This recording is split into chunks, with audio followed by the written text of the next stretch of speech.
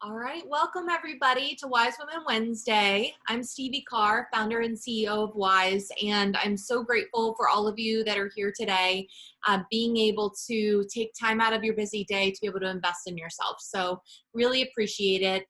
Today's guest is an absolute delight and pleasure. For several reasons. One is we have a mutual friend that we love so much. I believe she might be on the line, Emily. But we are, I think that the way that we came together is just so classic Cincinnati. We're always two steps away from each other. But I think that it also kind of speaks volumes to, when you've got people who are working in this space and advancing women. I think that our personalities are very similar in the sense that, we just really don't take, people's definition of what motherhood and entrepreneurship is supposed to look like. So, Krawsczyn, did I say that right?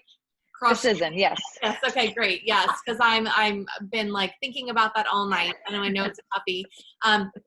So Claire is a mom, an owner of two businesses. So she is getting it done. A woman who has just released her first book. So she is just completed her first book. It'll be coming out in December, called Expectant Entrepreneur, and is owner of an agency, which is incredible. And so she's doing all this. She's juggling all the things. And I think that today, especially what's going on with COVID. It's already been difficult, kind of being a mom and understanding what that path looks like. But the stories that you're going to be sharing in your book, I think just will resonate so much with women who are trying to find ways to create space for dreams and being able to identify opportunities for each one of us to advance in our lives, understanding that it's simply about creating boundaries, about choices, but also just being persistent about what you really want out of life. So Claire, I'm so grateful that you're here today. This is amazing. And I'm really looking forward to hearing more today. Like I said before, words of wisdom that you can bestow upon all of us on how we might think differently about kind of crafting this life that we all dream of. Yeah, well, thanks so much for having me today. I've been really excited to have the conversation, and I'm coming in relatively loose. I don't have anything, scripted out for the conversation today, but I am more than happy to talk about my own experience. And I have learned a lot. I don't have all the answers, but I certainly learned a lot, and I've gone through all the ups and downs of owning a business, and I have a young family. And how that all comes together is so different for each woman, but I love that about business, because what I found in my experience and in my conversations is that there really are a lot of threads that women entrepreneurs, in particular those who are mothers as well, there's a lot of things that we all share in common. And I find that really valuable and really important in knowing that, like, we are not alone. Even though, like, working in your own business can feel alone, you can feel like, oh my gosh, I don't really know what I'm doing. I don't know how to make these decisions. And like, I think every mom out there would agree that parenting often feels the same way. You're like, I don't know what I'm doing, and I don't know how to make these decisions. And so there's just lessons that I've taken away from each aspect of my life and applied to the other in so far what's been a really great combination for me. So I'm excited to be here. Well, I'm so excited to hear you, talk a little bit about it's not just for mothers too, right? Like, and I think that that's so crucial, because there's a lot of people who, as women, I think that we're navigating a lot of different things. I think a lot of the things you and I have spoken about speak to, caring for aging parents too, right? And it speaks to, trying to foster relationships with people that you might be managing in your life. And I just think in general, as women, we are the caregivers for other people. We give so much of ourselves to other people, but how can we really start to think about shifting the mindset a little bit? Because the way that things have always been done is no longer going to work for us if we want to continue to advance ourselves. So thank you so much again for being here. And I think especially, the guts. I do at some point want to chat a little bit about writing a book, because I think that in itself is something that I have really been interested in learning more about, not for myself necessarily, but more from like, what does it take to sit down and do that? So awesome. This is great. And I'll go ahead and just I'm going to go on mute and just let you kind of roll through, and I'll pop in with questions. And Sure. the rules of the road for people on the phone: if you've got questions, you can come off of mute, or you can put them into the chat and I can field them for Claire. And then towards the end, we'll just get into a really nice Q&A dialogue, finish it with, let's share your wins. What are some things that are happening this week that you're really proud of, that you would want to share, and kind of get a little bit of mojo and momentum behind? Okay. Great. Awesome. Great. Yeah, so my name is Claire Krawsczyn, as Stevie said, and I have owned my marketing business, which is called Verano Marketing and Communications, for the past, 8 years now, 7 or 8 years, and it's here in Cincinnati, which is where I'm from. I moved away for a while, but when I came back, I decided to start my own business, and that's a whole nother story in and of itself that I can go into. But basically, I realized that there was a need to have some communication support, writing support in particular, for small businesses in the area. So I've been running that for a while. And when we first moved back to Cincinnati, my husband was working at UC. And we found out we were going to have our first child. She was due in May of 2016. She was born in May of 2016. And in that time, we decided that my husband would stay home and he was going to be a stay-at-home dad. So I think that's one thing that's really important about my situation that's different from other women, is that I've got a husband who sacrificed his career so that way I could build mine. I mean, we saw the potential of the business, and he was very apt to do it. He was much more cut out for stay-at-home parenting than I was. So we took that and went for it. And that was the first big risk, I think, that we took in developing what could be, right? We saw the potential of okay, we both have these 9-to-5 jobs, which I had at the time and he had at the time. But there was this little dream there of man, this is going really well, but you can't do it all. And I couldn't grow the business to what I thought it might be if I also maintained a 9-to-5 and he maintained a 9-to-5 and we wanted to have a family. There's just not enough time in the day to do it all. So I quit my 9-to-5 and he quit his 9-to-5, and we started this business, and I've really kind of watched it grow from there. But the point that I really wanted to get to today is that I have seen and talked with a lot of women who want to have their own business, want to leave the 9-to-5, and also it's terrifying to leave the security of what you're doing, especially if you want to have a family. There's so many aspects of stability that come with a 9-to-5 job. And that's probably what I hear the most is, but the benefits and the paycheck and the, just the consistency and the routine, how do you give that up? And I guess what I really and truly believe is that you can do it all. I'm going to caveat that with, you don't have to do it all, right? I think that's one of the things that we as women hear a lot, especially from maybe our mother's generation to our own in our mid 30s, early 40s, late 20s ish, is that we can do it all. And I think many of us internalize it as we have to do it all. And that is just not realistic. So we had to make some hard choices, but we went for the dream. We went for running business. And I really love being a business owner, and adding a child to that was very, very hard. So it was hard because I think your identity shifts dramatically when you become a mom. Things that you had the flexibility of doing before you had kids, you no longer have that. You also just honestly, at the end of the day, you don't have the energy sometimes, especially when they're newborns. So I had this first experience with my first daughter of growing this business, having a child, and seeing my family change, seeing my schedule change.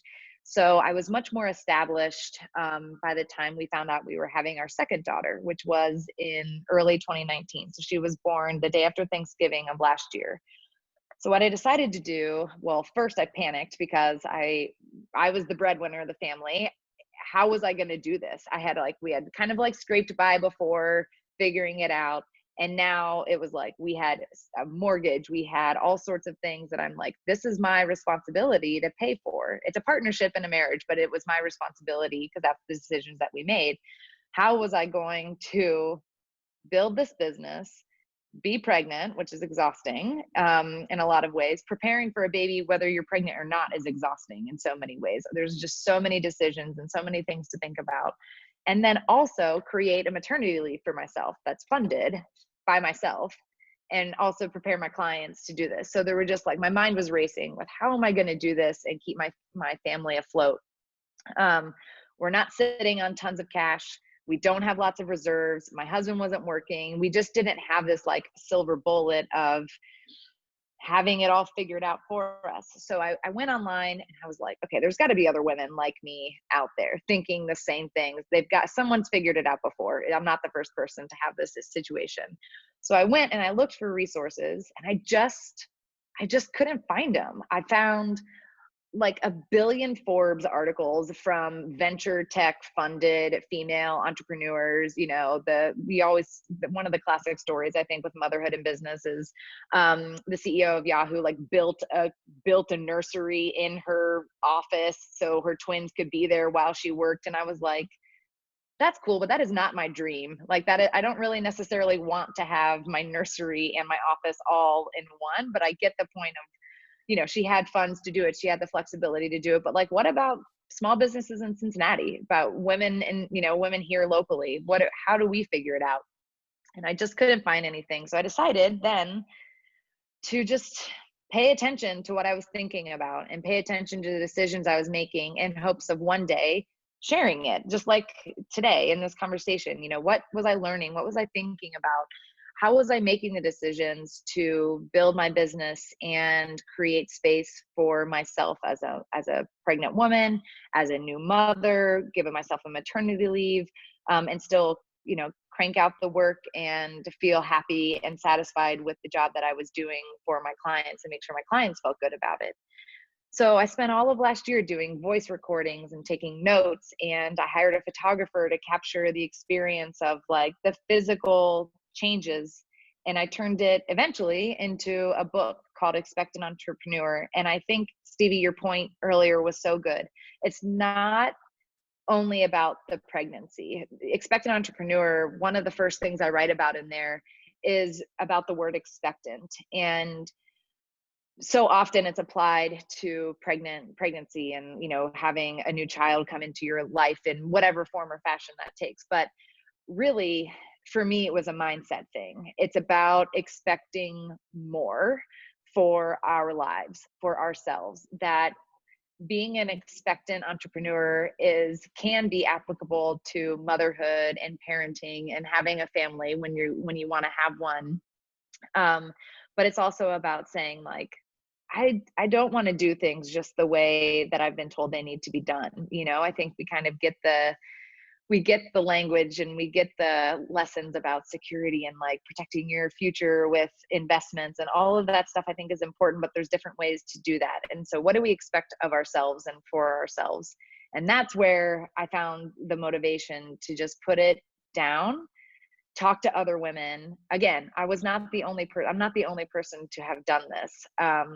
And so I put it out there to my network, and I said, I'm going to be writing this book about what it means to be a mom and a business owner. And I want to talk to other mother business owners. Can you connect me?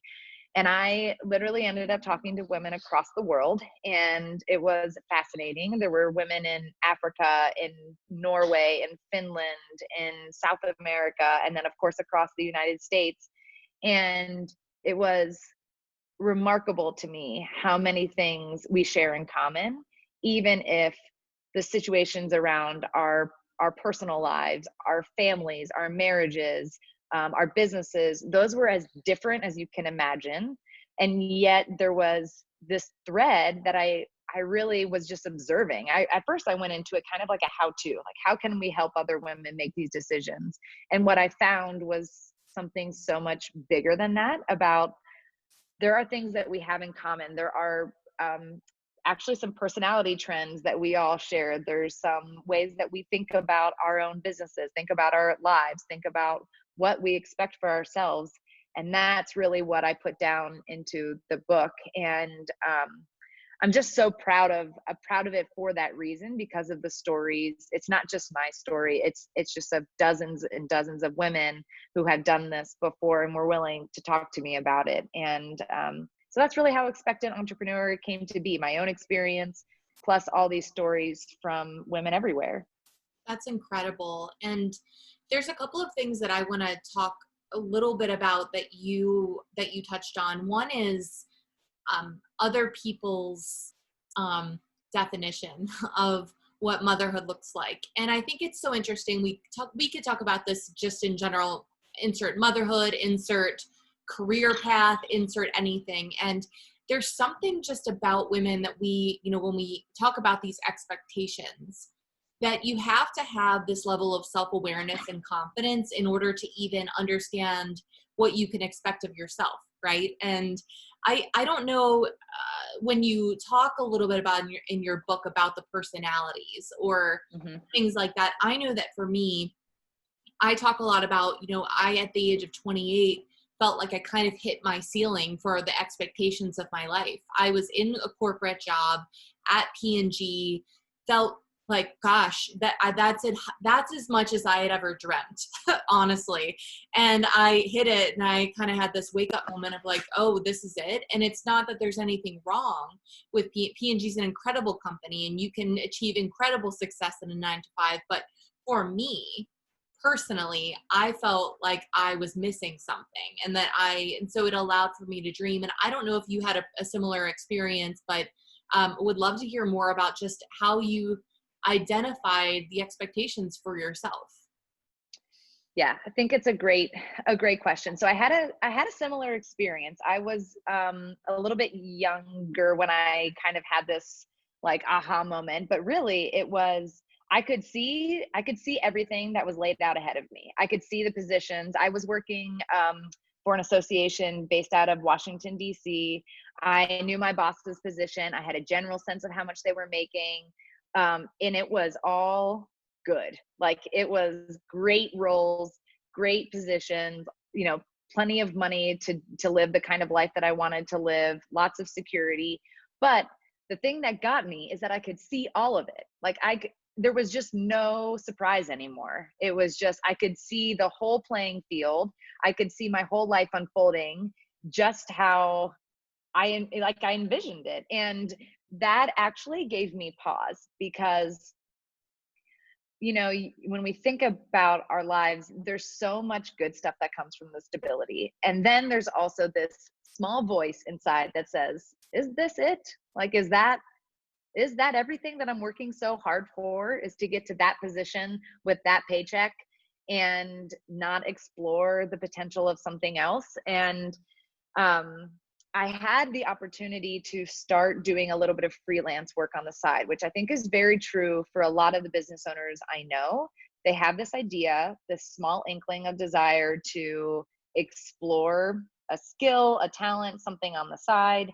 And so I started freelancing, and the work was good, and I got referred more clients. And it snowballed a bit until I was juggling this 9-to-5 and then this, what I was just calling freelancing at the time. And ultimately, though, you run out of hours in the day, even if you're maxing yourself out. And this was very much in the time where hustle was encouraged, embraced. The harder you hustle, like sleep when you're dead, was something that we heard a lot. And so I was working constantly. I had plenty of money, and I was not thrilled. I was working constantly. And so I was like, how do I do this? How can I do this differently? So I had that small little piece of, okay, so I'm starting to see this other opportunity, this other thing that just started out as a side project was now growing. It was proving to me that there was a different way. And it encouraged me, that opportunity encouraged me to want to explore that more. So I truly am a risk averse person. Anybody who has known me for my whole life would know that. I think people who have met me in the past 5 to 7 years, it might be harder to believe, but I really love to know how things are going to go. I really like to see it clearly. I like to know that this is going to work out. So I credit the people in my life to giving me the confidence to go when I couldn't quite do it myself. They kind of urged me to explore, my husband being one of those people, who said to me at one point, I remember talking, we were actually living in my parents' basement at the time because we had moved from Connecticut most recently back to Cincinnati. We were in my parents' basement, and I'm like, I don't have any energy left to do this. And he's like, that's because you're running a business and working 9 to 5. Like, you have to make a choice here. And I'm like, great, I'll scale back the 9 to 5, or I'll scale back the freelancing. And he was like, no. Like, you have a business here. Give it a try. So I did. I had one of those moments too, where the expectation and the reality was clear in my 9 to 5 path, but it was almost too clear that it took away the excitement of what could be for somebody who's got the willingness to put a little bit of energy into exploring that potential. So I explored it, and here I am, 7.5, 8 years later, very glad that I made that choice. And I think that, paying attention to those pangs that you have and understanding that it's not going to be linear. And honestly, the reality of it being that if it doesn't end up being what you think it's going to be, you always have the opportunity to pivot or plot twist, right? And I think that it's, again, having the confidence that you'll figure it out. And if you've always figured it out, like, what's the point? And I know my husband was the person who nudged me, and actually, had been nudging me for years. And I always thought, he just, like, he's really looking to have more of me at home while I'm focused so much on this career and this side hustle, and I'm doing all the things. But I think what he recognized in me is that as a family, if we're going to bet on something, like, let's bet on you, because the potential. And I think that you have to just be willing, if you're going to make this type of leap, whether you want to stay in a corporate job or you want to go off and try to build your own business and become an entrepreneur. I think it's just so crucial to get to a place where you're willing to bet on yourself and not blindly. Claire and I talked about this before. When it comes to finances, I am remarkably,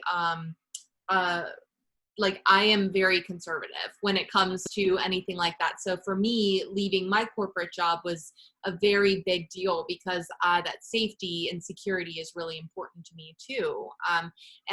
But I had to get to the place, everybody else was willing to bet on me, but I wasn't willing to bet on myself. And even investors were kind of saying, are you really in this or not? Do you really want to do this or not? Because you're still working at this part-time job. And taking the leap ended up being really the only option at the end of the day to make it happen. So thank you for that insight. And I think that I had another question for you, just in regards to your path as a creative. So getting to a place where you were freelancing and you were doing a lot of the work on the side and kind of managing that and family and kind of doing all the things. And I guess my question becomes for that, people can kind of, what point do you start to recognize that sometimes the work isn't always going to come, like knowing that moment when to strike, right? Because I think that there are some people that kind of these moments show up in their lives and then they let them go and then they show up again. And how many times does that have to happen for you to know? So was there a moment in your life or in all of these stories, I guess, that people have just kind of known? Yes. I would say most people can pin it back to a feeling or a conversation where they're just like, okay, I have to give this a try. And I remember somebody that I was working with kind of in the side gig. She asked me, how much would it cost to get more of you? And I was like, what a question. I have no idea. So, but what it did to me was just, it gave me the confidence to know that if you have a talent or a skill or an ability to work with people, and others are seeing that and responding to it and asking for more, that's all you need. So that does come and go, right? There are opportunities where business is ripe and there's lots of people coming in, and then there's slower times. And you have to just be consistent. So I think you have to just know that it can be feast or famine when you run your own business. So with time, you learn how and when to expect those peaks and those valleys, and to prepare for them moving forward. So for me, I always know my business is really slow in December and January. It's just, people kind of get into the holiday slump, the end of the year slide, and then it takes a little bit of time to ramp back up. And the first year it panicked me. And then I just realized over time, okay, you take those opportunities when they're in front of you, and then you just stay consistent. You do good work. People will refer to you. You will find new business if you really put yourself out there. But you have to put yourself out there too. A lot of it's not, if you build it, they will come. You have to really put yourself out there again and again and again, and go for no, and get rejected, and do all of the things that we hear about in growing a business. It's been true in my experience that you do have to get rejected. You have to take an ego hit. You have to, really try hard and be vulnerable and make big asks. But eventually, for most women that I know, it has paid off. That's fantastic. And I just know that as I think about, what we say yes and we say no to. So that I loathe the comment, you can have everything but not at the same time. That was one of the biggest catalysts that made me want to do this work, because I said, well, but your version of what that means is different for me. So I think about, we talk about homeschooling and, like our versions, my version of what I'm going to do for my 4-year-old, is different from your version. And it's different from, what Marissa Mayer of Yahoo, right? Like it's different from what she's doing for her twins. And I do remember, it's so interesting you said that before. I remember she came to P&G one time and was talking about her maternity leave, and she took a very short maternity leave when all corporations were pushing for 4 months. I was like, she's really like, and she got a lot of flack for that, about like, I don't need that. But it was interesting, when I was on maternity leave, I was climbing the walls. I was like, get me out of here. Like this is not, and it was all about, so many studies had said you needed all this time to like bond. And because we adopted, I felt so much guilt for not feeling like I was like, kind of had this moment where I was like, am I a bad mom? Because I'm like, totally feeling of like wanting to be at home and everything. And I think that that's like just a layer to this experience that you're capturing, is that in this idea of being, expectant. What I would just say is, I think that just expecting, that you will know nothing of how to be an entrepreneur and how to be a mother. Those two things, I mean, it's really like giving birth, or like adopting and showing up one day and being like, all right, I guess I'll just make it up as I go. And there's so much that I love, that it's not just your story, but other people's stories, that it's a roadmap to an extent, right? Is that my understanding? But it's not necessarily like, this is how it has to be, because I think that people are going to look at life so differently once you step into that role. It really does change you for, birthing a business or a baby, I guess. That's it. And I think, I use the phrase gut check a lot, and that's what this book is.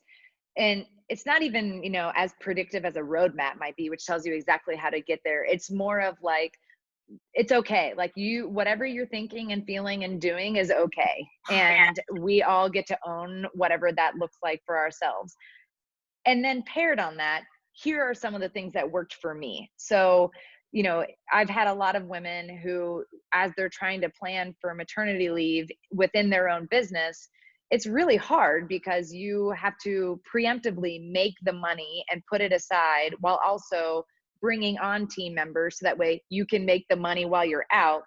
There's just like a lot that goes into that planning process.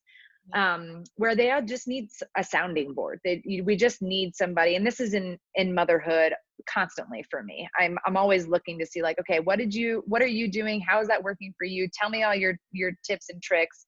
And so I'm just applying that in business too, knowing that the most successful women that I know in any regard always have a group of people that they're leaning on. And to think that we can go through any of these huge life changes on our own is just overwhelming. And we don't have to do it alone. And we're better together. And we're better moms when we can be honest about what's dragging us down and not having to prove that my way is the best way or she's doing it better. Like at the end of the day, we are all figuring it out all the time.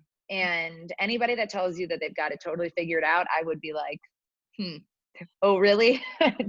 tell me more about that. Tell me more about that. Let me show you all the ways that like that doesn't fit in my life, right? Right. Like, I mean, it really does come down to your values. And I think at the end of the day, like what do you want out of your life? Because you cannot be a good business owner if you're not finding ways to stay fulfilled and strong. And you cannot be a good mother in the same regard. You cannot be a good partner, you cannot be a good boss, like any of those things. And I guess that takes me to the last question was, you do post a lot about like the way that you incorporate your family in your daily life, in your work day, hey, like showing up to work. And, I think the last post that I saw on Instagram are like 2 little hands on the keyboard. Yeah. I just related so much to that because I am personally, this is Stevie's personal struggle, is trying to show up in a way that my son sees me as owning it and working and how fluid that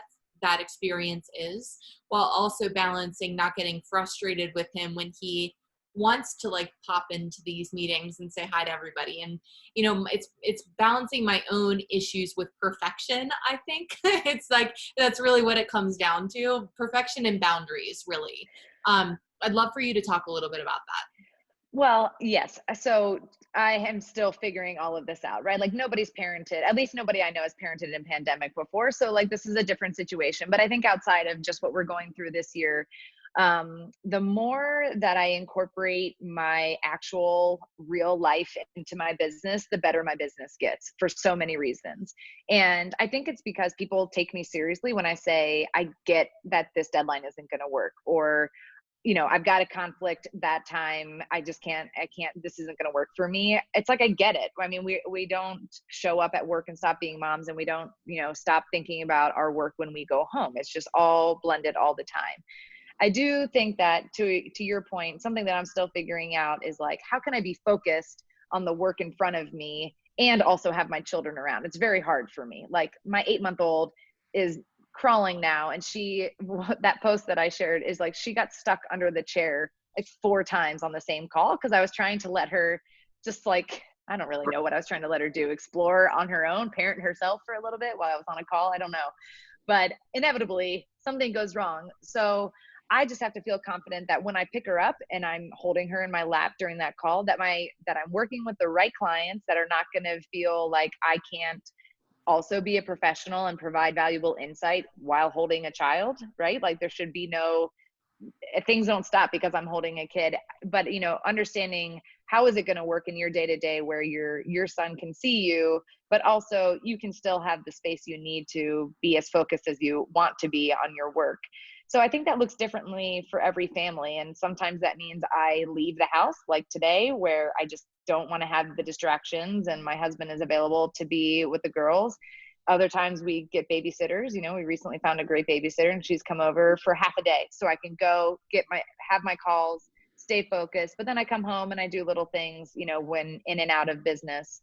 Admittedly, I'm not great at multitasking. I'm not great at focusing on my business and having my girls around. It's much easier for me to set aside devoted time to both, and to have time where I'm just with my girls. And my 4-year-old really only needs like 25 minutes of mom focus time, and she feels satisfied with that. So learning what your kid needs from you, I think, is also really important and part of that part of that process that, yeah, I'm still figuring it out. I'm still figuring out how to be a mom of two. I don't really know. I don't really know if everybody feels good or if they don't feel good. It changes every day. Yeah, that's amazing. I did hear a couple of my friends and Wise members. They follow. I need to get the name of it.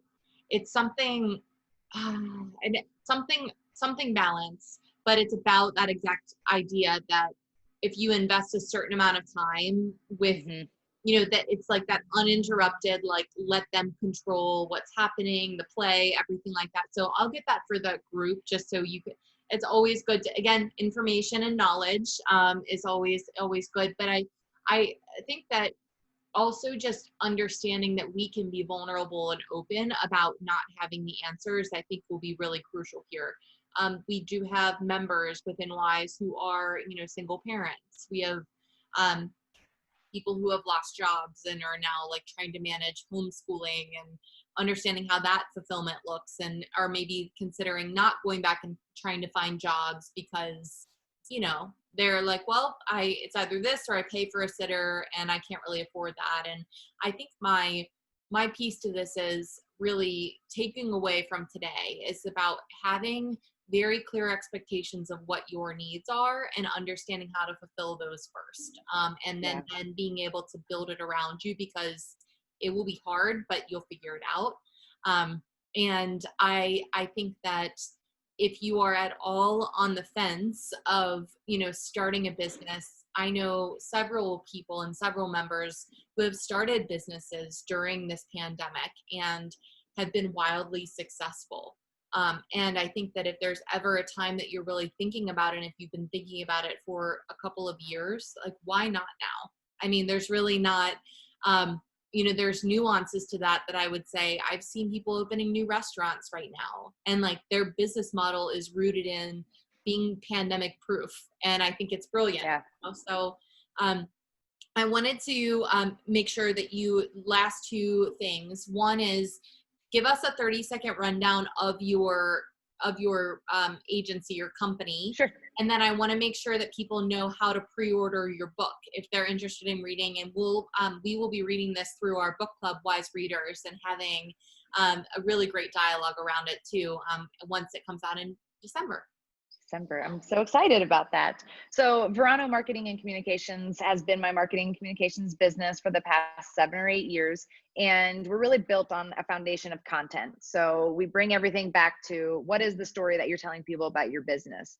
Then we expand from there. So what is your story? And then where and how are you telling it? And so that has expanded to, from the very beginning, which is where we only focus exclusively on content, to the application of that content. So websites, social media, blogs, and now I actually offer more or less outsourced marketing departments. So we have several clients that don't have their own in-house marketing department. They rely on us, and we kind of handle everything for them, which is a really great relationship. It also saves companies a ton of money to work that way, because they get basically a full team of people. I work with a lot of contractors on my team, and they get the full suite of people without having to hire those folks on staff. So that's been great for us. That's so great. And then how do we find you? How do we order your book? Yeah. So I just closed my pre-sale campaign. So I met 100% of my goal, which means that things are moving forward, and I'm working with my publisher right now. I'm editing the book, which is a very detailed, time-intensive process, but I'm giving updates about that on my Instagram page, which is probably the best way for people to follow me. So it's at Claire, Claire, Krawsczyn, Krawsczyn.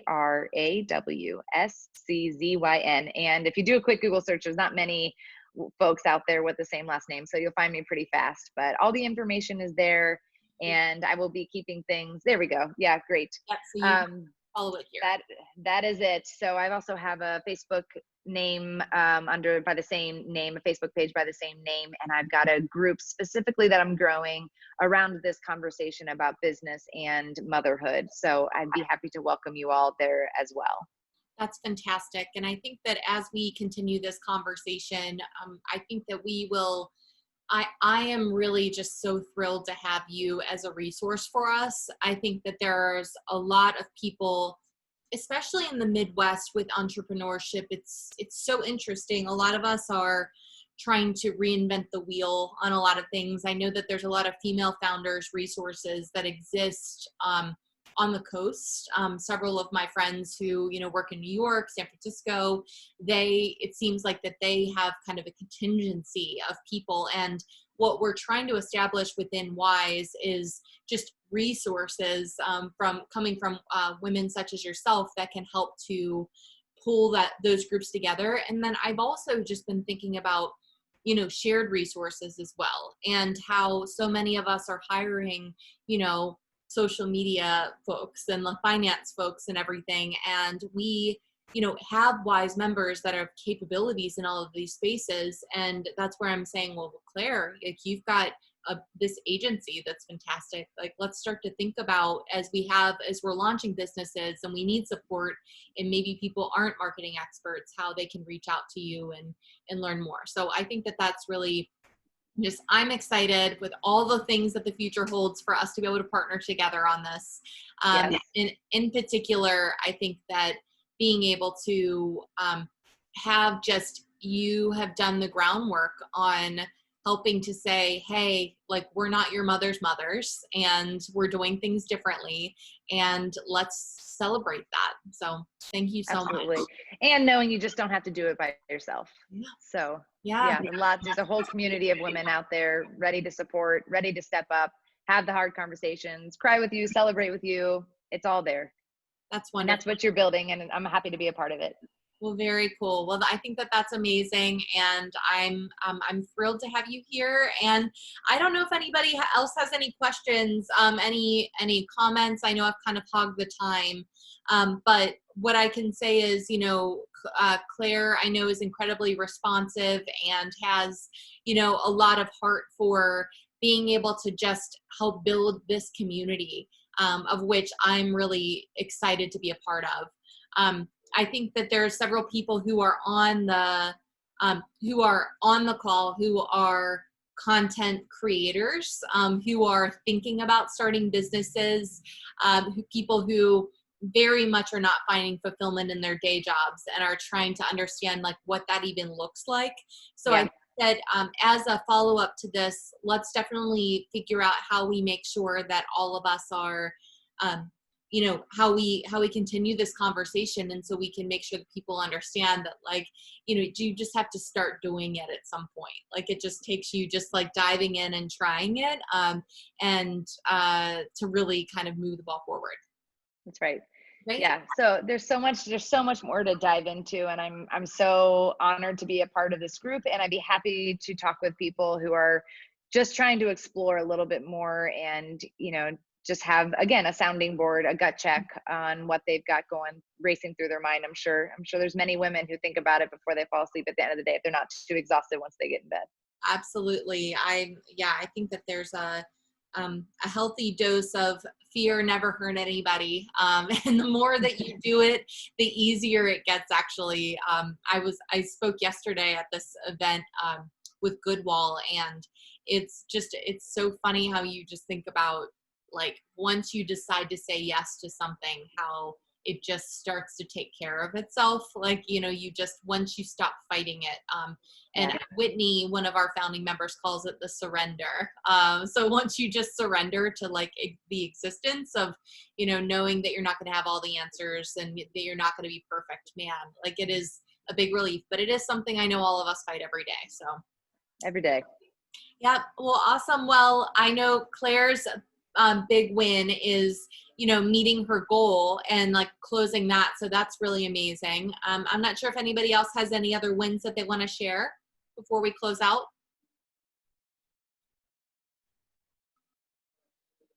Okay. All right. Well, I would say that my big win for the end of this is being able to have Claire join us, because I really do think that this is a conversation that has come up so many times. And for anybody who was unable to join today, we'll make sure that we distribute this to all of you guys. And if you've got any questions, please reach out. Hi, Sia. Hey. Hey. Oh, I guess I do have one big win.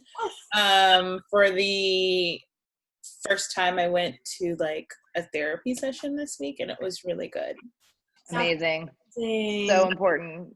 Oh my gosh, congratulations. That's Yes. awesome. Very, very hard, I know, but I'm really proud of you. And I see, there's a lot in like the community that you are building too, that with Real Culture Queens, that I think would actually be really awesome for you to connect with Claire on, because as you think about connecting from a content building and kind of management, and with your background, I'm so glad you joined today, because that was one of the main connections that I was thinking.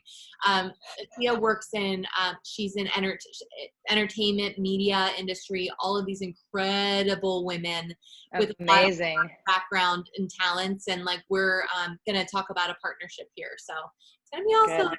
Yeah. No, I was glad I was able to join today, because so many times it's like, oh, can you meet at noon, or oh, can you do this? And I'm like, why? I want to go to these so badly.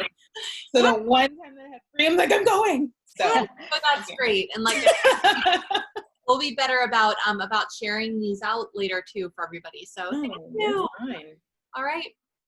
Awesome. Anybody else want to share their win? Okay. All right. Well, thank you everybody for joining. Have a great rest of your day. It's beautiful. Maybe the most beautiful day of the entire year today. Just like that nice little crisp, like it's not 80 yet at least. I don't think, but it's gorgeous out. So get outside, get some sunshine on your face, and we will see you, I guess, next week, as we'll be moving some of these onto Instagram lives, to be able to talk about upcoming events. Last thing I would say from an announcement, we have on Tuesday, Mothering in a Pandemic. We've got an incredible lineup of speakers, where we will be talking with women from across the country on just what their experience has been like, what their plans are. Really, Claire has inspired us so much to kind of think more broadly about, what does this look like right now as being business owners, being women who are in corporate roles. What does it look like to be, a Black woman in this space, and, what the job market looks like, being a mother, and some of those things that, come along with that, as well as being a single mom, and understanding how we can really help as a community to help support each other during this time. But I think the biggest takeaway that you'll have is nobody has it figured out. And the biggest thing that we can give is just grace and support, and just be kind to one another as women. So join us on Tuesday evening, and to learn more there. Tomorrow evening, we've got Dr. Gina Macarone with our skin health event. That's on Going Community Circle, as well as next Wednesday, we've got Wise Readers, where we'll be talking about Where the Crawdads Sing. Incredible book. Gosh, I cried 15 times. So it was awesome, and really looking forward to that. Okay, thanks guys. I appreciate it. I'll get you out on time here. Have a good one, and thanks again, Claire. Absolutely. Bye-bye. See ya. Thanks. Bye. Thanks, everybody. Thanks, Claire.